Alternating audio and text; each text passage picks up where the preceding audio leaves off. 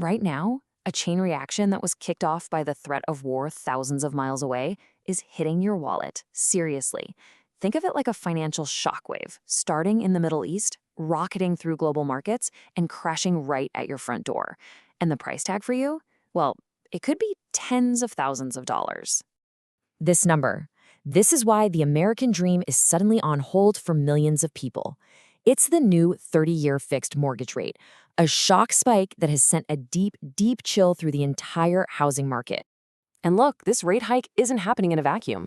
It's piling on top of a crisis that was already here. As finance expert Dave Ramsey puts it so bluntly, this new pressure is making a really tough situation feel absolutely impossible for millions who are already struggling with debt.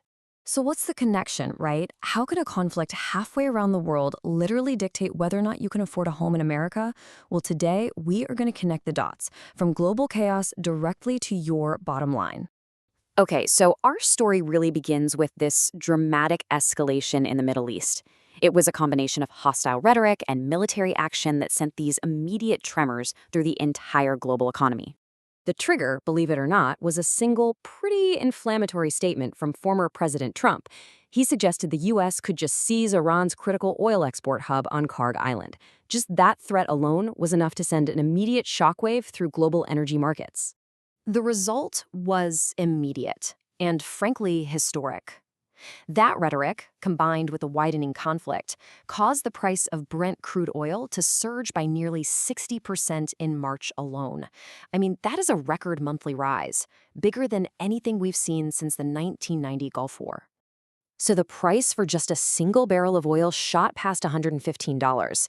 Now, you need to understand, this is a critical threshold. Once oil crosses that line, economic alarm bells start ringing worldwide, signaling that price hikes on everything from gas to groceries are coming. Now, that surge in oil prices, it didn't stay contained. No, it triggered a direct chain reaction, a 5-step domino effect leading straight from the oil fields to your mortgage statement. So here's how the shockwave actually worked. First, the conflict escalates. Second, oil prices surge. That knocks over the third domino, this widespread fear of inflation. So in step 4, worried investors demand higher returns on government bonds, which pushes yields up. And finally, because mortgage rates are directly tied to those bond yields, bang, they shot up to a 7-month high. It was a clear, rapid progression. So what's the bottom line for your budget? Let's take a real-world example from Tennessee. For a median-priced home, this rate jump translates to over $112 more out of your pocket every single month. And here's where it really hurts, the long-term pain. Over the life of that loan, that small monthly increase adds up to nearly $40,000 in extra interest. $40,000 gone from your family's finances, all because of a conflict thousands of miles away. So with Americans feeling this intense financial squeeze, you can bet Washington is scrambling for a solution. The result? A massive and deeply controversial new bill aimed at stopping the housing crisis. It's called the Road to Housing Act. It's got over 40 provisions, and it actually passed the Senate with some rare bipartisan support. But deep inside this bill, there's one clause that has ignited a political firestorm. And this is the heart of the fight right here.